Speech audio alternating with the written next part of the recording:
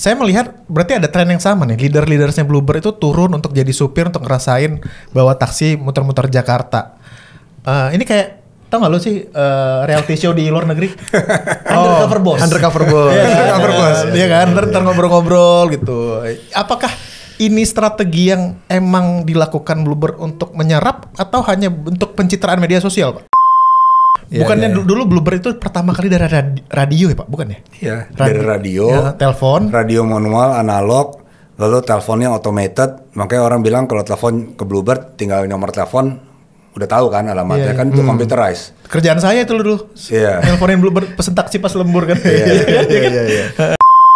Pasti pengawasan yang lebih ketat, terus supervisinya oleh otoritas lebih kencang. Kenapa itu dilakukan oleh Bluebird? Kenapa langkah itu diambil untuk menjadi sebuah public company? Iya, memang dari generasi sebelumnya sudah mengarahkan ke sana sih. Even tahun 2000 waktu saya bergabung pertama kali itu sudah menerapkan juga new rules. Dari yang tadinya full family company sudah menyatakan tahun 2000 itu sudah journey menjadi. Kenapa kalau ngisi bensin harus digoyangin, Min? Oke, ini ada urban legend-nya, tetapi ada technicality-nya. Oke. Ya kan zaman now harus ngomong urban legend, tapi ada technicality-nya. Halo, kembali lagi dan Filter bersama gue Tirta. Bersama gue Vincent. Ya, kali ini kita kedatangan tamu ya, yang menurut gue ini berperan kepada karir gue. Karir. Jadi zaman-zaman waktu dulu di EY, asal ke klien, iya. lu diongkosinnya pakai apa? Pakai apa voucher. Voucher ini. Ya. Jadi hari ini kita kedatangan tamu yaitu Bapak Andre Djoko Sutono, CEO dari Bluebird Group ya Pak ya. Yes. Terima kasih. Kebetulan habis narik juga beliau tadi. Oh iya. Masih parkirin dulu. Tadi. Ya. Langsung Jen. Ya, ini jadi kita happy banget ya datang ke sini. Tapi kita juga pengen, ini kan segmennya Unfilter nih Pak. Jadi kita pengen gali sesuatu yang sebelumnya Bapak belum pernah tampilin di mana-mana nih gitu ya. Termasuk kehidupan pribadinya Bapak dan juga karirnya Bapak. Bahaya banget tuh. Iya, jadi kita kupas tuntas nih Pak. Andre Reveal. Iya. Nah, kita mau tahu dulu nih Pak. Ini kalau Bluebird ini kan kita bisa bilang semacam bulletproof company nih Pak. Iya kan, itu dari tahun 72. Ya kan kita bisa lihat nih gambarnya. Pertama kali saya nonton Bluebird nih di filmnya Dono Kasino Indro nih, ya kan. Itu tampilan pertamanya naik Holden gitu ya. Itu sampai Indro sekarang, ya? betul itu Indro. Nah, sampai sekarang itu masih thriving, masih jadi industry leader gitu ya Pak ya. Nah, ada yang bilang di balik setiap perusahaan besar itu ada tangan besi Pak. Ya kan, ada tangan besi ya. Coba lihat tangan saya kayaknya. Tapi Bapak sendiri kan tampil ke media itu dengan sosok yang friendly, dengan ramah. Ada videonya narik juga gitu. Bapak beda nggak sih Pak di luar sama di dalam? Tanya yang lain dong ya. Gimana? Di dalam jajan keras ya. Gini, coba tangan saya besi apa enggak? Kayaknya besi berbulu serigala. Iya. Nggak, saya pikir leader kalau buat saya itu memang banyak ya, nggak bisa satu tipe lah ya. Harus cukup fleksibel, adaptif juga. Siapa yang dihadapi, situasinya apa dan lain-lain, kepada siapa. Jadi ambidextrous juga. Being adaptive to the environment juga. Itu sih sebenarnya yang saya mengerti yang saya belajar dari mentor, dari yang lain-lain semua ada waktunya, ada saatnya dan mencoba melakukan sesuai pada tempatnya aja. I see. Ada serius kan jawabannya? Iya, agak serius. Tapi kalau kembali tadi statement bulletproof company, terima kasih. Tapi memang perjalanan panjang 53 tahun itu bukan karena kita bulletproof sih sebenarnya. Saya lebih justru karena mengapresiasi semua kerja keras dan kerja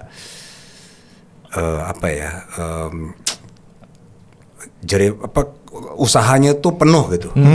Banyak sekali yang tanpa pamrih, yang benar-benar berjuang bersama, kebersamaan. Karena kan dari sejak dibangun memang unsurnya unsur kekeluargaan nih, kebersamaan dan lain-lain. Sehingga kalau kita melakukan sesuatu itu movementnya juga bersama-sama lah ya. Mau berubah ya kita lakukan gerakan perubahan sama-sama.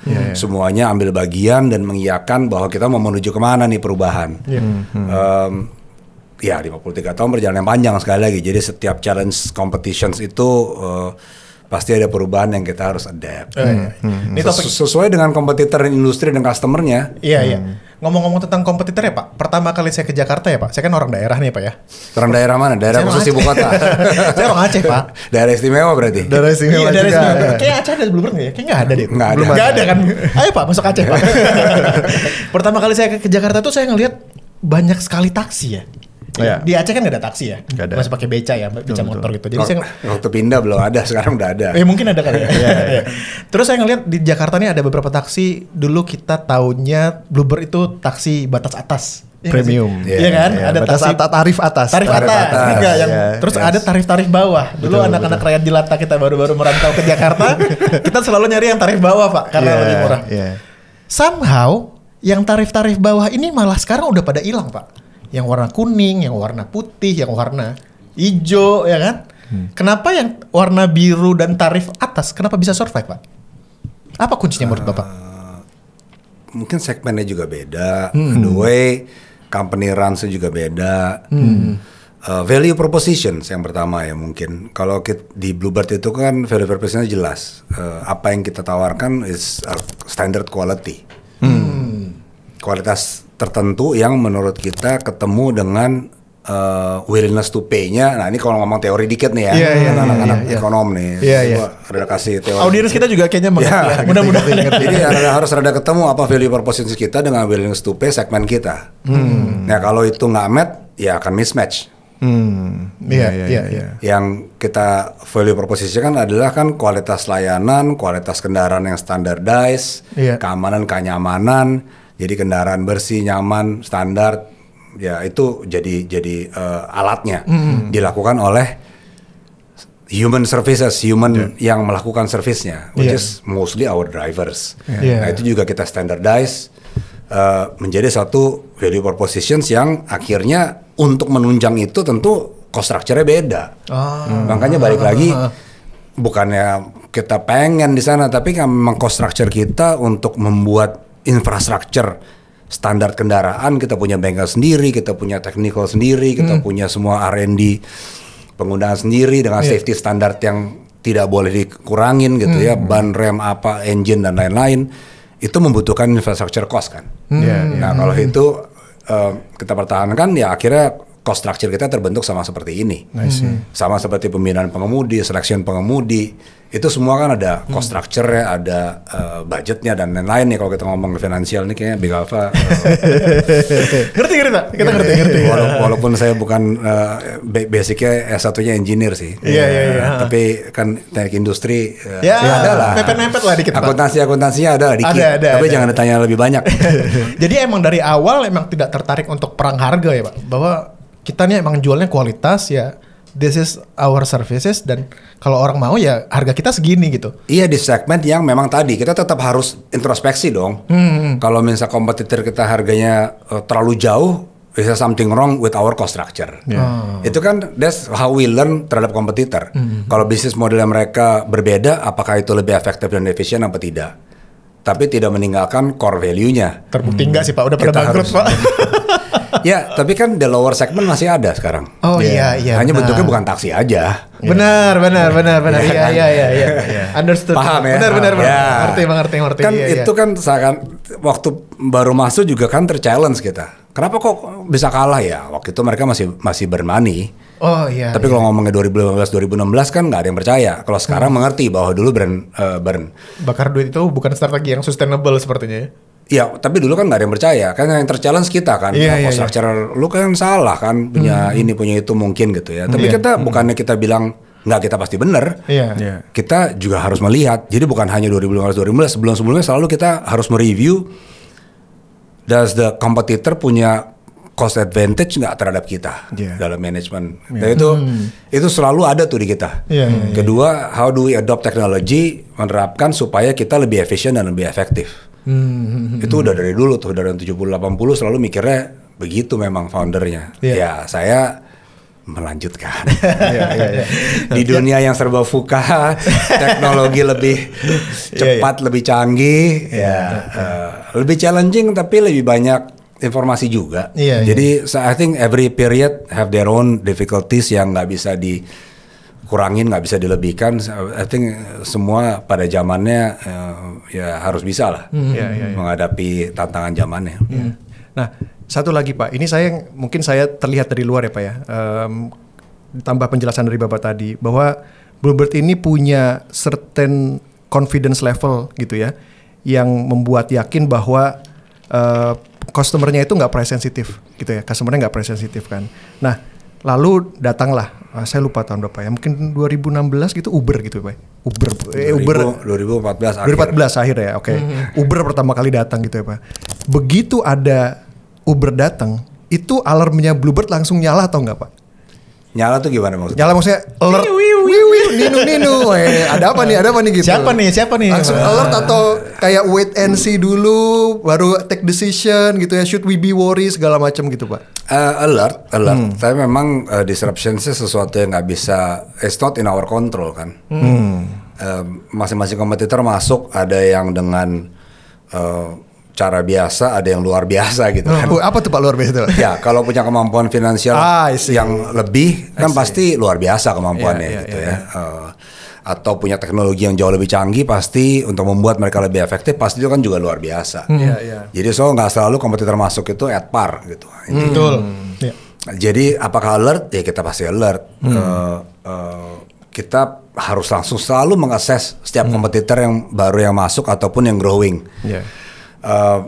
But that's the real challenge kan, karena kalau kita merasa di depan kan harus siap-siap selalu lihat tengok-tengok sama lihat spion lah kasarnya kan. Nah itu yang pasti selalu kita lakukan sih. Kita alert, kita tahu, dan yang mungkin banyak yang nggak tahu juga atau nggak ingat lah ya bahwa kalau aplikasinya Bluebird sudah punya tahun 2011. I see. Main Bluebird itu Pak? Bukan, atau namanya Taxi Mobile Reservations. Ribet ya? 2011 kayaknya sama saya masih telepon deh Pak. Saya masih telepon call center. Iya, jadi penggunanya BlackBerry aja. I see. Bukannya dulu Bluebird itu pertama kali dari radio ya Pak? Bukan ya? Iya, dari radio. Telepon. Radio manual, analog, lalu teleponnya automated. Makanya orang bilang kalau telepon ke Bluebird tinggal nomor telepon. Udah tahu kan alamatnya kan itu computerized. Kerjaan saya itu dulu. Nelponin Bluebird pesen taksi pas lembur kan. Zaman dulu masih ada yang kadang-kadang suka nanya nyebutin nomor telepon pengen tahu alamatnya di mana kan. Iya. Makanya kita nggak nge-repeat biasanya. Masukin nomor handphone dia udah tahu jemput di mana kan biasanya kan Pak. Nah, itu kan sebenarnya sudah teknologi adoptions di back end sebenarnya. Makanya 2011 waktu BlackBerry kita adopt aplikasinya kita bisa buat taxi mobile reservations. Nah, berkembang dengan iPhone, kita kembangkannya ke iPhone bukan ke Android waktu itu. Karena kita melihat ya segmen kita mungkin kan di situ segmennya. Ternyata kan enggak. Android itu kan massively adaptasinya 2014 ke 2016 itu kan cepat sekali. Memang. Mungkin dari 2013. Ya, itu salah satu yang kalau saya bilang sih blindsided lah ya. Kita kan boleh apa tadi unfiltered. Udah lewat juga, tapi kita harus melihat justru kita kalau mengakui apa yang kita kurang, oke, kita blindsided, ternyata ada Android base yang besar dan ini masanya semua ke sana, usernya semua ke sana, kita buat. Makanya kita relaunch My Bluebird itu duluan Android base. Aplikasi yang sekarang. Yang sekarang My Bluebird. Sekarang kan udah My Bluebird version 5, 6. Itu kan bertahap kita upgrade terus. Kita belajar juga. Dulu waktu bikin aplikasi di BlackBerry nggak ada benchmarknya. Jadi kita bikin atas hayalan sendiri, bisa pesan taksi melalui aplikasi di BlackBerry, itu hayalan awal. 2011 kita launch. Ternyata 2014 ya Uber masuk. Terus yang lain ikut masuk, wah udah ada benchmarknya ya, kita relaunch. Makanya namanya langsung ganti My Bluebird. Dan sepertinya Bluebird juga mengadopsi cara pembayaran cukup sigap ya Pak. Saya ingat banget tuh dulu tunai, terus ada non tunai, ada mesin edisi di dalam taksinya, bener nggak ya? Iya kan? Terus tiba-tiba udah nggak ada, sekarang udah bisa via aplikasi dan udah connect ke kemana-mana lah gitu. Kayaknya itu cukup adaptif juga ya Pak ya? Iya. Karena itu memang part dari our strategy juga sih. Kita multi products dan multi payments intinya dari awal kan. Dulu kan waktu kerja dikasih voucher kan. Iya, masih ada nggak sih Pak? Voucher ada fisik, tapi sekarang udah electronic voucher. Jadi di My Bluebird itu untuk pelanggan corporate, setiap employee-nya sudah terregister tuh account My Bluebird-nya. Dia tinggal pilih mau bayar sendiri, pakai pembayaran sendiri, mau pakai e-wallet, credit card, apapun bisa, atau pakai e-vouchernya corporate. Kalau dia terregister kayak saya punya nih kebetulan, yang bayarin PT Bluebird Tbk, tapi kan kalau corporate saya. Ya saya tinggal pilih, ini perjalanan bisnis saya masukin ininya, nanti auto charge ke corporate, sama seperti CV yang dulu kertas dibagi-bagiin. Iya, jadi sekarang nggak perlu tanda tangan berapa tuh 200.000 gitu. Nggak perlu. Dulu kan kayak gitu. Otomatis ya sama seperti kita pakai My Bluebird biasa. Itu masih jalan. Jadi memang kita sudah melihat bahwa multi payment itu terutama cashless memang karena kita sudah adopsi lama, jadi kita upgrade-nya mungkin lebih cepat dibandingkan yang lain ya. Dan kita melihat dengan adanya My Bluebird, wah teknologinya juga makin canggih, makin fleksibel. Jadi kita tumpahin semua ke sana. Menjadi benar-benar platform yang bisa mewakili flexibility sama relevansi terhadap kebutuhan yang customer perlukan. So basically that's kalau ngomong rada serius dikit ya, basicnya itu. Makanya EDC-nya kita scrap, kita bilang kita kalau usah manage lagi tuh EDC, bikin repot gitu ya. Belum lagi ntar putus-putus berapa ribu EDC dulu Pak ya? Exactly. Nah bahkan kan makanya ada feature easy pay. Iya. Saya pengguna. Jadi nggak pesen pun bisa bayar cashless. Betul. Bahkan kita tambah lagi pakai QRIS kan terakhir.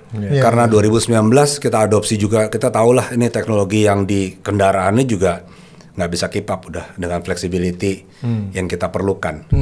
Jadi kita switch ganti yang namanya IoT yang sekarang touchscreen itu fully implemented di 2019.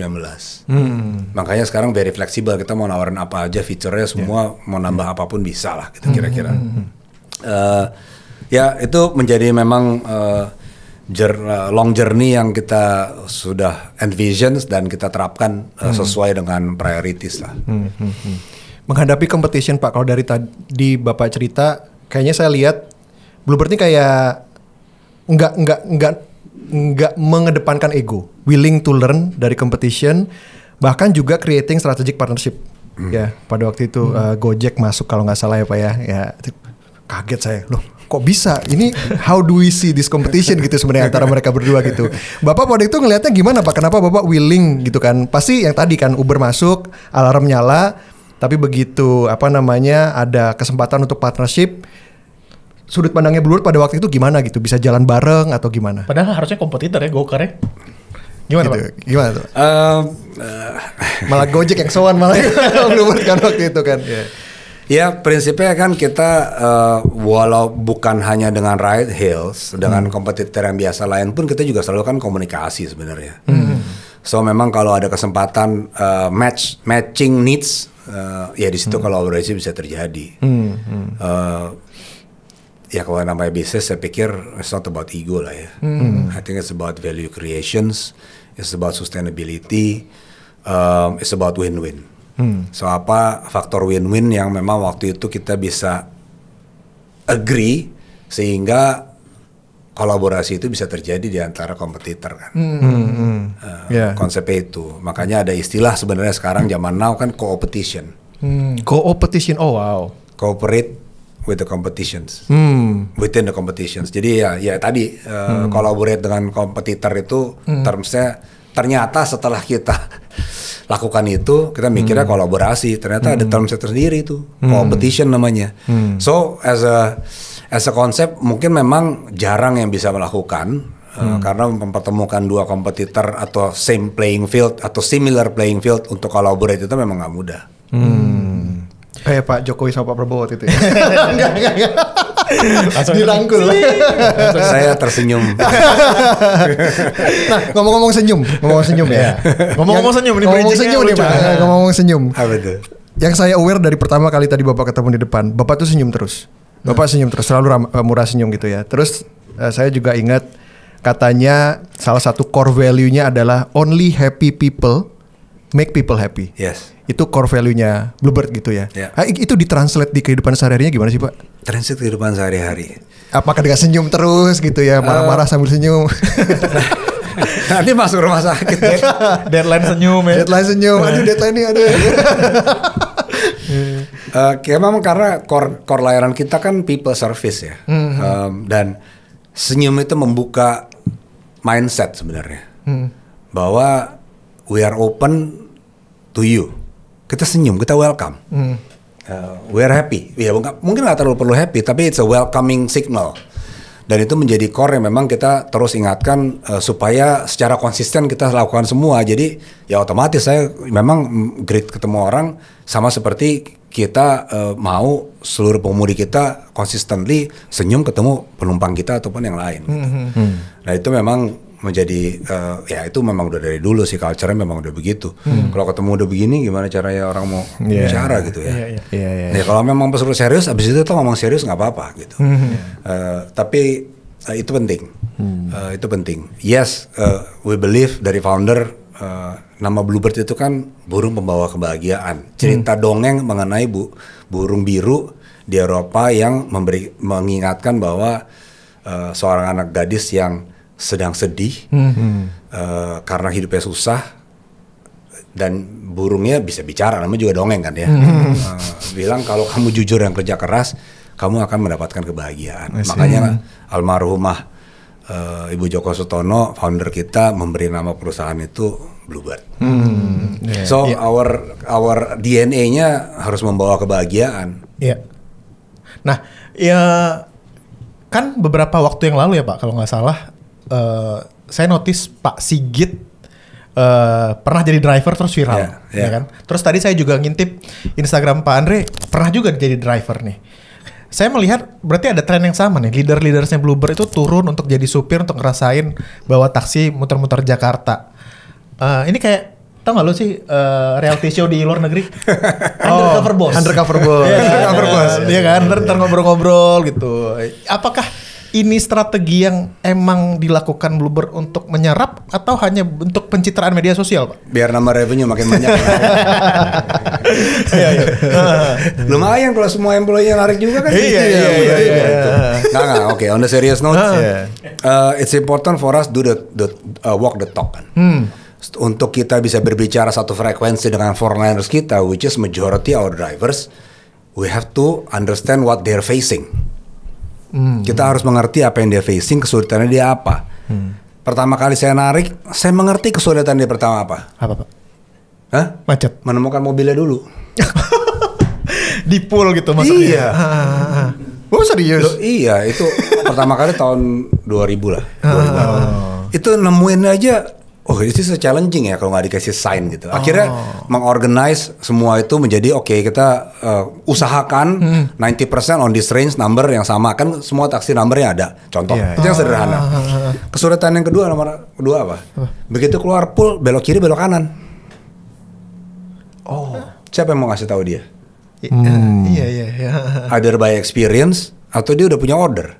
Iya. So, jadi karena kita merasakan di posisi itu, menjadikan driver, kita ngerti oke, kesulitan dia tuh ini. By the time teknologi comes in, kalau dulu belum pakai teknologi, akhirnya kita bilang kita undang yang expert lah, which is pengemudi juga, kita sharing kemana, kapan kesini, kapan ke situ, kenapa. Kalau sekarang teknologi kita pakai AI demand supply udah gitu. Driver tinggal buka driver apps, buka perkiraan demand di mana pada saat itu, dia menuju ke titik itu. Oh, udah secanggih itu Pak? Dapurnya Bluebird ya berarti ya? Iya, canggih banget sih enggak lah. Iya maksudnya bisa ngelihat. Kita bukan tech company tapi kita ngerti lah. Iya maksudnya dari bisa ngelihat di mana demand yang lagi surging gitu. Yes. Itu lumayan real time datanya. Jadi kita pakai historical predictions, lalu kita inject current data. To make a combinations of predictions di heksagonal mana titik yang perkiraan akan terjadi dalam waktu 30 menit ke depan. So they can pinpoint. Dan kalau supply-nya masuk nanti kan equilibriumnya berubah lagi. So itu juga yang terus kita mesti kembangkan sih. Bagaimana menjadi lebih efektif kan tadi intinya. Again, kalau dulu tahu, sekarang kita masih mengerti itu tetap menjadi challenge. So how do we enable teknologi supaya mereka yang frontliners ini harus pikirannya hanya melayani aja deh gitu. Nah, kan? Jadi ekosistem itu yang ada di back of mind-nya manajemen lah dari dulu. Selalu kita bagaimana mempermudah frontliners, dan itu bukan hanya driver. ya petugas sales kita yang di depan kan kita banyak pangkalan kan ya. Iya, bener. Baik pangkalan taksi, pangkalan rental car, Golembert gitu dan lain-lain. Jadi kita berpikir ke arah sana dengan melakukan dan berdiri bersama mereka mencoba melakukan sales juga gitu. Keliling pangkalan, gimana sih dia kalau jualan Golembert gitu ya. Apa sih challenge-nya dia? Oh, sistemnya kayak kurang cepat nih. Kita review lagi. Oh, terlalu banyak ini ya steps-nya dan lain-lain, kita review lagi. Jadi kita bisa satu frekuensi pada saat ngomong sama mereka. Itu. Jadi Bapak nongkrong juga di pangkalan di pool gitu, Pak? Oh iya. Terus mereka tahu nggak, Pak? Ini bosnya nih. Ada yang tahu, ada yang enggak.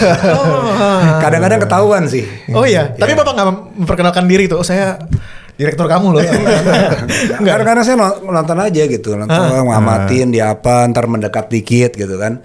Dia ngomong apa sih sama tamu nih? Apa sih kok lama gitu kan. Dan lebih dapat feel-nya apa sih yang dihadapin sehari-hari. Dan saya melakukan itu supaya struktur di bawahnya yang memang mengawasi itu juga melakukan itu kan. Saya kan nggak mau ngeliling pangkalan terus, nanti dipecat juga, gajinya dipotong. Berubah nanti. Tugasnya berubah nanti. Tapi itu harus dilakukan secara berkala buat kita. Dan yes, itu menjadi culture mid management kita ke up. Harus frekuensi ada. Oh ya Pak? Melakukan itu. Jadi siapapun yang nanti misalnya udah naik secara karir di level mid management, mereka harus ngerasain narik taksi. Iya. Oh nice. Kalau ya semakin middle manager semakin frekuensinya diminta lebih sering karena touch base-nya kan harus lebih sering.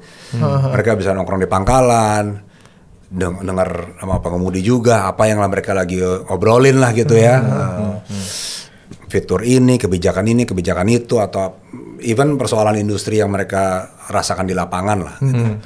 So itu kenapa kita perlu lakukan itu dan itu nggak bisa digantikan teknologi aja. Iya. Jadi kayaknya tips supaya karir maju di Bluebird ini harus bisa nyetir ya. Iya kan? Benar. Iya kan?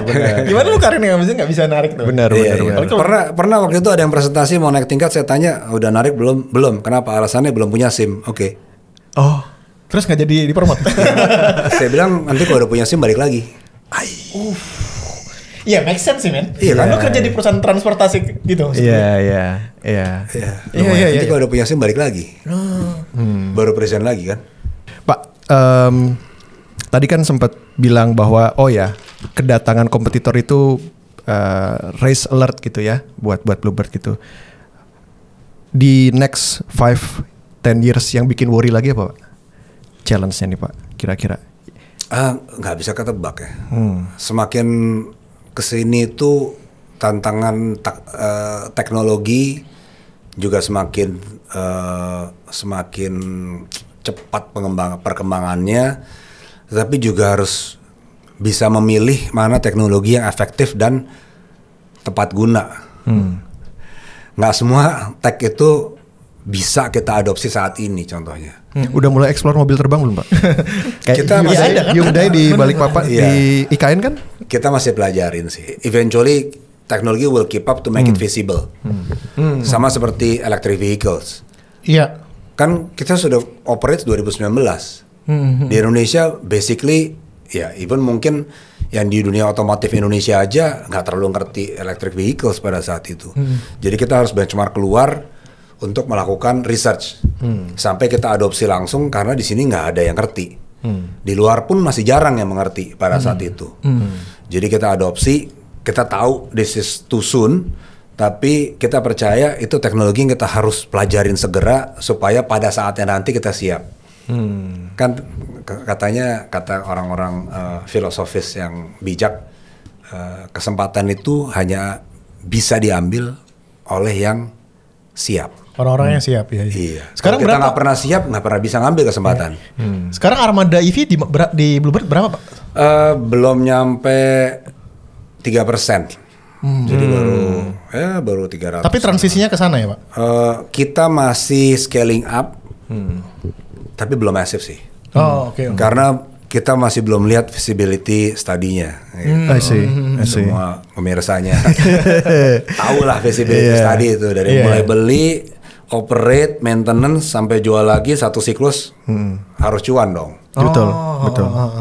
Kelas kendaraan yang sama ya. Iya. Kalau kita mau downgrade kendaraan kelas bisa aja. Tapi kan tadi again, Bluebird kan di value proposition yang standar kendaraan harus di level tertentu untuk bisa aman dan nyaman dan sebagainya. Jadi saya pikir, tapi teknologi kita udah ngalamin kok. 2019 harga mobil EV-nya berapa, dengan sekarang harga EV-nya berapa. So we know in the near future it will cross. Jadi tadi ya saya mengambil pepatah orang bijak, kita siap aja terus. Gimana dengan ini Pak? Saya perhatikan juga ekspansi ke logistik ya Pak ya. Logistik play gitu ya. Nah sekarang terutama di drive sama e-commerce 10 tahun terakhir kan itu lumayan padat itu ya, industri yang lumayan padat. Bluebird masuk situ strateginya gimana Pak? Tadi harus belajar lebih cepat aja. Kita harus memulai belajar. Ya itu for the future juga. Tapi saat ini sih tetap kita jalankan, kita kembangkan. Namun fokus kita masih di passenger sih saat masih ini. Passenger. Masih big fokusnya masih di passenger. Tapi kita sambil mempersiapkan belajar apa yang oke, apa yang enggak untuk dikembangkan. Melihat potensi dengan organic growth gimana, dengan unorganic growth gimana. Semuanya kita parallel studying dan learn by doing juga gitu. Supaya nggak salah langkah. Tapi growth kita di passenger sih masih promising sih.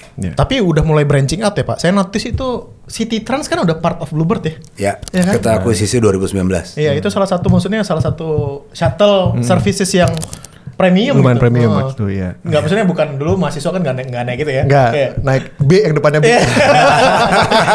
Ya kalau naik tuh nggak pakai rem. Iya, 35.000 Jakarta Bandung. 35.000.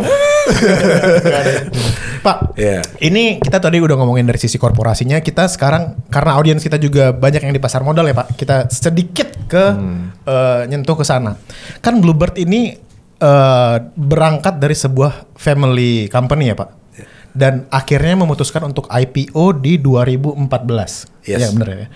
November 2014. Betul. Terus sementara kalau kita lihat di luar sana banyak sekali tuh perusahaan-perusahaan keluarga yang tidak mau IPO karena kan pasti pengawasan yang lebih ketat, terus supervisinya oleh otoritas lebih kencang. Kenapa itu dilakukan oleh Bluebird? Kenapa langkah itu diambil untuk menjadi sebuah public company? Iya, memang dari generasi sebelumnya sudah mengarahkan ke sana sih. Even tahun 2000 waktu saya bergabung pertama kali itu sudah menerapkan juga new rules. Dari yang tadinya full family company sudah menyatakan tahun 2000 itu sudah journey menjadi how do we become a professionally run company. Professionally run decided dulu, baru then it can be lead by family or not. Gitu. So jadi waktu itu sudah diterapkan dan family akhirnya membuat journey tahapan bagaimana kita mengadopsinya. Yang pertama saya yang kena. Jadi bukan mulai diterapkannya kebetulan karena baru lulus, bukan karena sayanya gitu ya. Jadi diterapkannya mulainya jadi masuk program manajemen training. Oh iya. Bapak memulai karir di Bluebird dari MT? Iya. Dari MT. Dulu MT, namanya sekarang MDP. Iya. Katanya dulu dokumennya dibalikin CV-nya. Kenapa? Cerita dong Pak. Kenapa CV-nya dibalikin? Jadi ceritanya waktu saya mau lulus kuliah, bapak saya bilang, kamu rencananya apa? Ya mau kerja sih. Udah coba kamu biar ini manajemen training dulu aja. Kan kamu tahu di rapat keluarga gini-gini kamu. Oh ya udah boleh. Mau kamu mau? Ya mau lah. Kalau memang udah tentuin terus oke aja. Oke. Ya namanya juga anak muda ya kan nggak ngerti tulis CV dan lain-lain kan. Jadi ngelamar kemana? Itu ke VP HR. Udah masukin aja. Saya kasih doang ijazah. Dibalikin. Kalau ngelamar bukan begini mas. Tulis dulu. Ini apa gimana caranya? Oh gitu pak. Oh iya. Boleh contohnya nggak? Ya nggak bisa dong. Maksudnya nyontek. Kamu cari sendiri gitu. Itu pertamanya. Yang itu masih ada orangnya Pak. Yang balikin CV-nya masih ada nggak orangnya? Ada sampai pensiun. Oke. Kirain besoknya udah nggak ada. Saya bilang, oh gitu ya. Ya ini masa nggak jelas. Kamu ngelamar pakai ya intinya itu. Saya pikir, that's a good thing. I learn something untuk doing it properly juga, sesuai dengan apa yang ya bapak saya ketawa aja. Dia bilang, lo lagi mau ngelamar begitu, ya emang gak ada kasih tau juga, ya well now you know gitu kan. Jadi so learn being doing. Karena bapak saya itu kan senangnya, dia nggak senang ngasih tahu, dia senangnya kasarnya you experience yourself gitu loh bapak saya maunya, dijorokin aja gitu, cuma dikasih hints dikit terus ya udah. Jadi proses itu dimulai dari karir bapak sendiri ya Pak, untuk menjadi professionally run company hingga akhirnya publicly listed di BII. Ya, nah itu kan journey, makanya ke family udah menentukan itu. Terus what's the next step setelah kita membuat semua lebih profesional, running struktur apa dan lain-lain, ditentukan juga. Oke, berarti kita to make sure ada external governance yang ngawasin, ya kita bikin public. Gitu. Pertama itu, kedua dengan menjadi public, waktu itu cita-cita founder kan memberikan kebahagiaan. Nah makanya pada saat itu dicanangkan pada saat IPO kita bagikan ribuan saham gratis ke para pengemudi dan karyawan. Itu udah ada program itu waktu itu ya Pak ya? Waktu itu. Jadi kita bagikan ribuan lah, mungkin ada 4.000 atau 6.000 yang eligible pada saat itu. Ada persyaratannya kan, masa kerja sekian atau pernah ngapain dan lain-lain. Jadi itu kita bagikan menjadi saham yang kita bisa bagikan, yang sebelumnya kita tidak bisa bagikan. Nah itu jadi ada kebersamaan di situ benar-benar. Kalau dulu kan ya lo pemilik perusahaan, setelah TBK lo juga bisa jadi pemilik perusahaan kok. Beli satu lot kan gitu. Iya benar.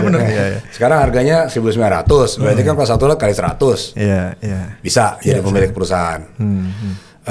Itu core-nya kenapa kita tadi pertanyaannya kenapa kita TBK, dan eventually pada saat itu terjadi itu menjadi journey dari family member generasi ketiga untuk exit dari manajemen juga. I see. Jadi pure ke professional management gitu ya Pak? Iya.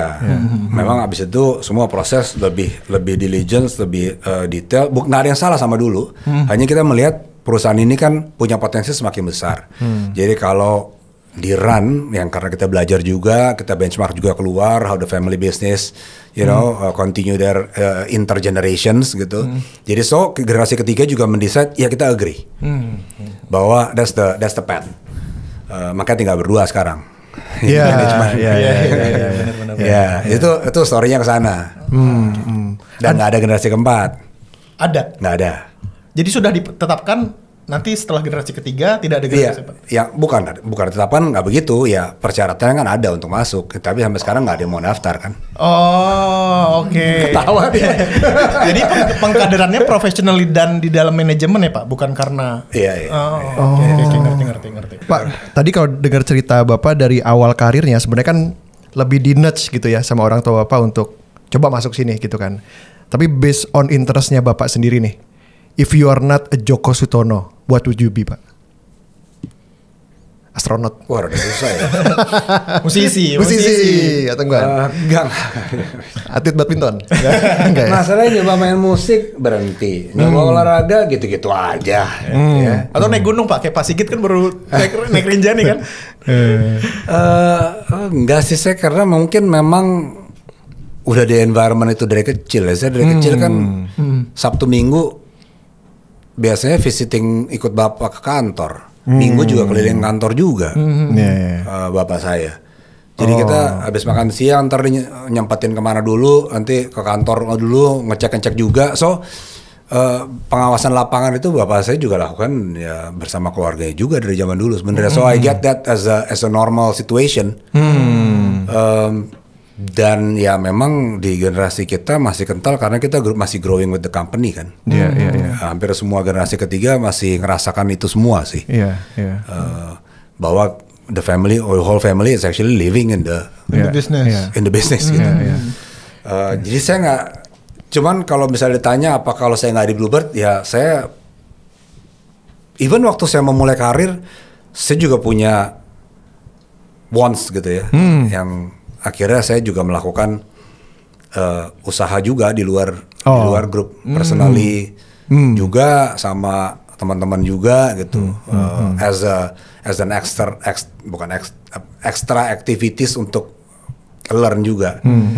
Karena di Bluebird sendiri kan ya istilahnya masuknya di jalur manajemen, walaupun entrepreneurialnya juga ada kan, di drive untuk ngedrive grow gitu ya. Dulu waktu masuk ada di Jakarta, Surabaya, Bali, Bali Lombok, 4 kota baru taksinya. Waktu saya masuk di middle di awal-awal itu udah dikasih tas tuh, lo coba kembangin kota mana visit, traveling tuh saya, itu happy tuh, bisa traveling, bisa ngeliat ini itu, ada pendampingnya dulu, lama-lama ya setelah beberapa kota masuk ya nggak pakai pendamping lagi, saya bisa visit, saya juga karirnya naik akhirnya ya bisa sama tim dan lain-lain.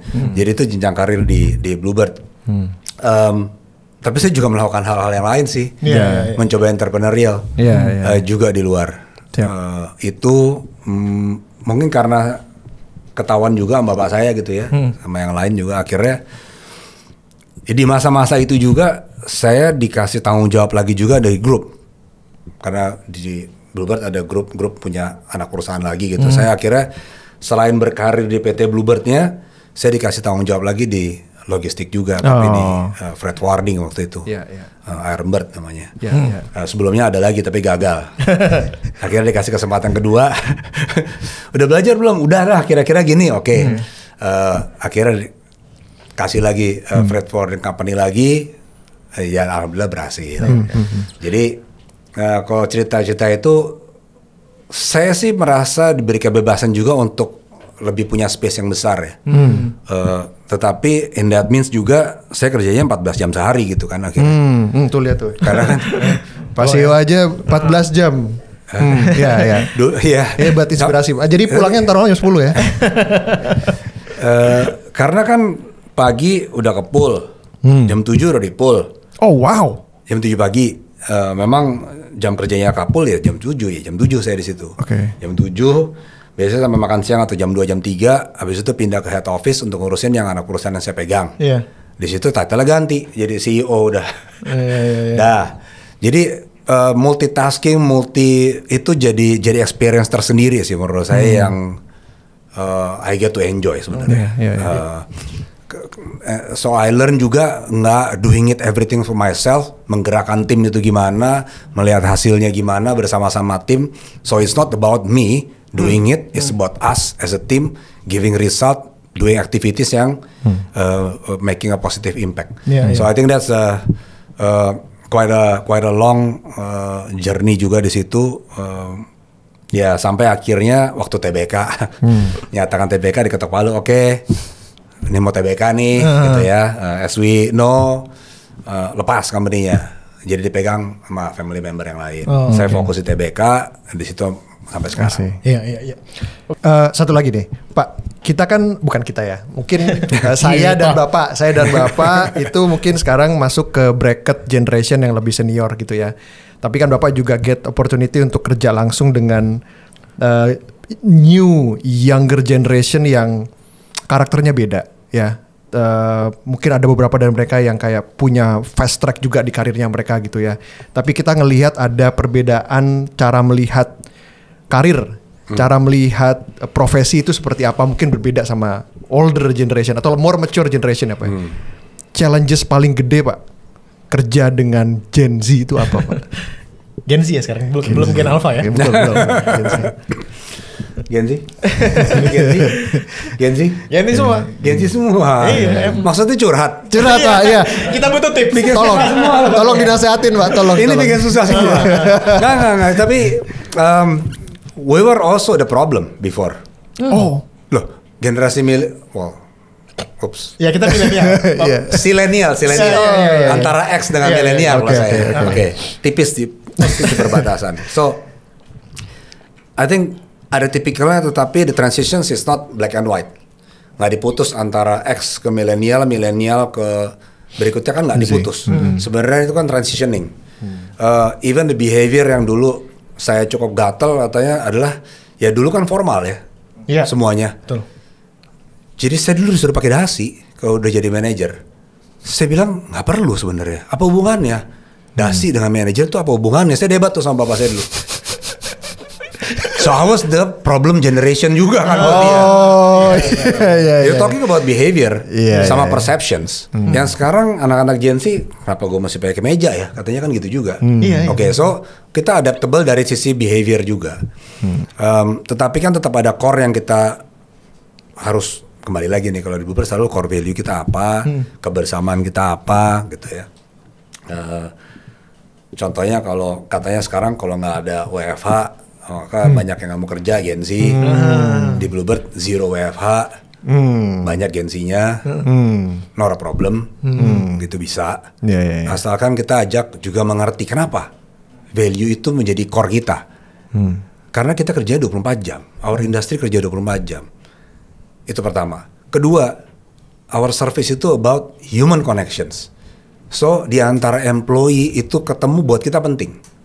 So you're one team, not only know names, no voice, tapi you know them. By being present, you get to know them more. Kerja itu lebih gampang, nggak perlu telepon apa, tinggal datengin. Itu yang kita lihat sebagai film. Makanya setelah COVID selesai, yang namanya WFH kita zero kan. Meskipun banyak Gen Z di kantor, Pak. Iya banyak. Tapi kita ajak pengertiannya gitu, zamannya. Bahwa oke, sekarang lo mau nggak usah terlalu formal ya. Oh, gue juga seneng karena gue juga dulu bilang gak usah pakai dasi. Iya. Gitu kan. Ya tapi ada batasnya. Jangan pakai kaos kutang gitu kan maksudnya. Tapi ya nanti merusak visual teman-teman tetangganya gitu. Kalau sama Gen Z katanya harus ada bean bag. Ada bean bag. That's an easy task gitu ya. That's easy task. Dulu malah mereka mau crash room lah istilahnya. Crash room. Crash room. Untuk napping gitu atau buat tidur siang. Mau ngapain aja, mau main game kayak, mau tiduran kayak, mau gimana, pokoknya gaya gue mau kerjanya sambil tiduran. Oke, siapin aja ruangan, lama-lama capek sendiri mereka. Gak kepake juga akhirnya. Tapi ada tuh sampai sekarang beanbag, ada hammock juga ada. Showing bahwa we are open, you can do it gitu. Walaupun WFH nggak ada, tapi kalau memang ada kebutuhan, it's okay juga. So we are showing flexibility juga in that sense. Bukannya yang pokoknya stiff. Ya, arahnya kita ke sini. If you have a good enough reasons, we're okay. Gitu. So sama kan, kita harus pakai sepatu, jangan pakai sendal. Tapi kalau misalnya lagi ada apa-apa kakinya terus harus pakai sendal, ya silakan aja gitu. So it's non nggak ada pokoknya lah pokoknya. Buat kita tuh is about listening, semua gitu. Discussions open. Okay, and if you can accept, you go on gitu. So I think that's how I perceived about yang always the different perceptions, different generation ataupun enggak. Kita ke reaction nih Pak. Kita udah kumpulin beberapa hal. Ini kita nyari di Twitter nih Pak. Nah, ini ada tweet. Minum dulu. Ini ada tweet dari Iteris katanya, yang membedakan driver Bluebird sama taksi online lainnya adalah manner. Kalau soal manner, adab dan cara berkendara driver, Bluebird memang nggak usah diragukan. Gimana Pak? Apakah itu by design atau dia aja hoki dapat supir yang baik? Dua-duanya. Karena gini, kita percaya, tadi kan bilang bulletproof kan. Saya nggak percaya kita bulletproof. Tapi kita justru paranoid bahwa layanan kita itu konsisten nggak delivered setiap saat. Are we delivering 90% konsisten atau 99% atau 99.99%? So that's always yang kita pikirin. Makanya kalau berbicara tadi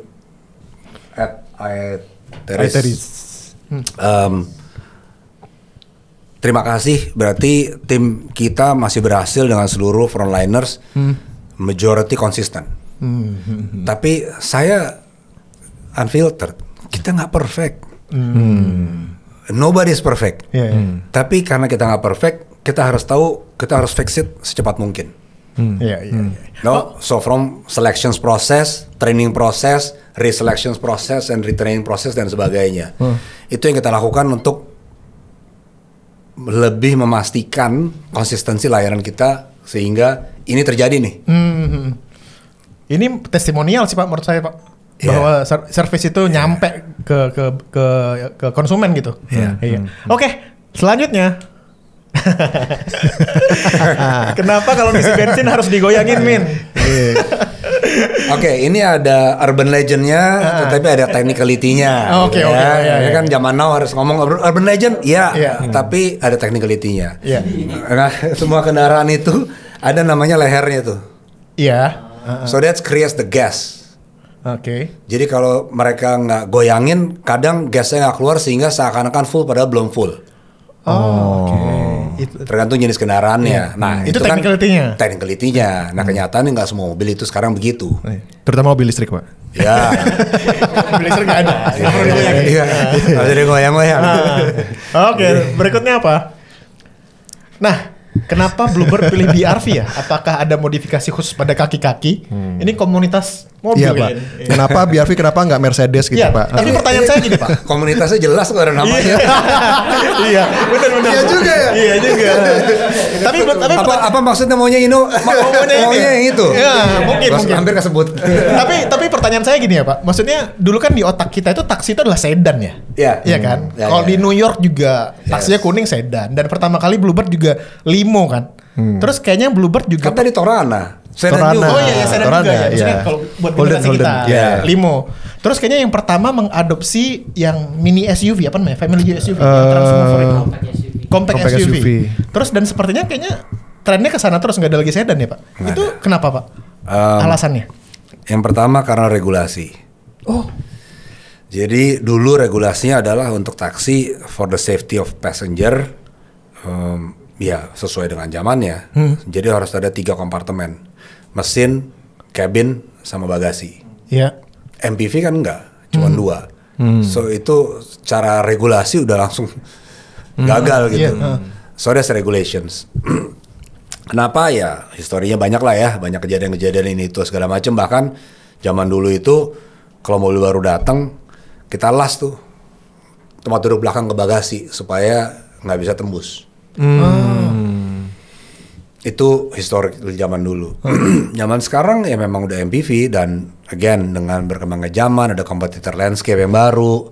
Ya government juga melihat, ya harusnya nggak ada batasin lagi gitu. Nah, akhirnya dirubah lah. Ya udah kita rubah. Karena customer juga demandnya ke sana. Ada nggak yang masih demandnya sedan? Ada, tetapi lebih minority lah ya. Kebanyakan lebih Indonesia, lebih customs terhadap SUV. Kalau hampir nggak pernah lihat ya, hampir nggak pernah lihat yang sedan.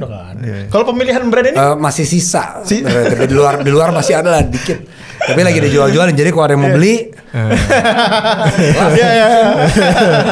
dari limo kita, silakan kontak Pak Andre langsung. Tapi ini bisa dijawab nggak, Pak? Kenapa pilih? Atau nggak ada alasan tertentu? Kita selalu memilih kendaraan, ya tadi kan dari mulai beli, maintenance, operating sampai jual. Ya kita memilih kendaraan yang kita anggap visible. Itu kriterianya ya. Iya. Dan kita kan nggak pertama kali pengalaman dengan Honda kan. Sebelumnya kan kita udah pakai mobil Rio juga. Iya. Nih berarti Innova nggak bisa dipakai ya? Ya kayaknya FS-nya nggak masuk ke FS-nya. Kalau Innova sebenarnya udah dipakai taksi di luar negeri juga. Oh ya? Iya. Di Middle East pakai, di Malaysia dipakai, di Vietnam dulu dipakai, di banyak negara sebenarnya itu pakai Innova buat taksi. Udah lama. Terutama airport taxi kan more lebih space. gede, benar. Oke, terjawab ya. So it's more flexibility. Kenapa tadi pertanyaan dari sedan juga buat kita more space or more passenger option. Dan again mindsetnya orang Indonesia kebanyakan ya pengennya itu. Walaupun berdua dia pengen lega, nggak tahu mau naruh apa di belakang mungkin mau. Iya. Oke, berikutnya. Kalau UMKM mau titip iklan di dalam armada, bisa tidak di jok mobil misalnya, atau berupa majalah cetak yang bisa dibaca penumpang dalam perjalanan? Ya, possible. Hubungin Korkom kita. Possible. Korkom ya? Bird Ads ya? Markom. Oh iya juga ya, benar juga ya, pintar. Iya. Big Alpha boleh mana? Kan tadi mau di sini. Oh iya, bukan kita naruh bayar. Iya, kita nggak punya uang. Kita pengen dibayar. Oke, next. Terakhir. Nih, penggunaan mobil listrik akan menyeluruh ke armadanya, Pak? Saat ini belum, tapi kita sedang dalam tahap menambah armada listrik kita. Mungkin tahun ini mungkin lebih banyak lah ya. Mungkin bisa 500 sampai 700 mobil tambahan di tahun ini. Tapi sekarang masih berbasis yang masih banyak mobil listriknya masih di Jakarta ya, Pak? Jakarta ada, Bali ada, ya kita akan tambah di beberapa kota lain untuk taksi. Tapi untuk Golden Bird rental kita udah lebih banyak sebenarnya di beberapa kota. Mobil rental Golden Bird. Golden Bird. Intinya yang rental Golden Bird itu udah lebih banyak karena kan lebih mudah kita. License base-nya kan nationwide, jadi kita bisa beroperasi langsung di mana-mana. Dan skalanya bisa trial scale dulu juga. So itu yang kita lakukan. Bis juga kita juga lumayan operasikan BRT juga yang electric bus dan lain-lain. Jadi kita juga drive ke sana supaya kita learning juga. Oke, ada lagi? Bapak Andre mau ada sepatah dua patah kata untuk audiens kita? Sepatah dua kata patah apa ya? Apa yang sedang terjadi promo Bluebird mungkin? Ada apa yang baru di Bluebird? Kode promo mungkin ya? Kode promosi. Atau bisa follow Instagram Bluebird lah. Oh, follow Instagramnya Pak Andre. Untuk info-info terbaru tentang Bluebird bisa ke Instagramnya Bluebird ya. Follow, like dan komen ke kita yang baik-baik. Nggak boleh kritik-kritik, Pak. DM kita kalau kasih kritik. Iya. Kita nggak anti kritik, kita justru sangat senang dengan kritik. Saya termasuk yang baca semua complaints dan compliments yang masuk. Karena itu SLA-nya ada. Kalau nggak ada kritik kita nggak bisa lebih baik. Semua tahu itu dan semua tahu sampai ke level saya yang baca. Jadi semua akan fokus untuk itu. Berarti kalau ada masalah-masalah gitu, komen-komen nyampe ke Instagram apa? Misalnya, wow, nekat. Bukan yang nggak masuk ke Instagram saya pun adalah reportnya dan saya akan baca. Oh gitu. So far yang paling pedes apa Pak kalau beli? Yang Bapak sampai sakit hati banget lihatnya. Apa sih komen-komen orang tentang Bluebird? Nggak bacanya nggak pakai hati, pakai otak. Pakai otak. Iya. Jadi nggak bisa sampai sakit hati, sampai mata ke otak. Pikirin supaya apa yang bisa diperbaiki. Ya ada aja lah. Again kita kan human connections. Driver kita sama seperti yang lain nggak selalu on the best situations. Jadi pasti ada aja kekurangan suatu waktu. Jadi kita selalu akan melakukan perbaikan yang micro itu, tetapi konsisten. Itu yang kita gunakan. Kenapa ada kritik selalu kita open, customer service, customer response dan lain-lain. Bukan hanya untuk barang ketinggalan. So we always welcome, tapi harapannya sih kalau bisa ya DM aja. Oke, kita masih tanggepin. Terima kasih Pak Andre atas waktunya. Sudah berkenan main ke Unfiltered Big Alpha. Jadi buat teman-teman like, komen dan subscribe. Naik Bluebird. Bye. Si Bluebird juga. Oh iya, Bluebird juga. Bye. Bye.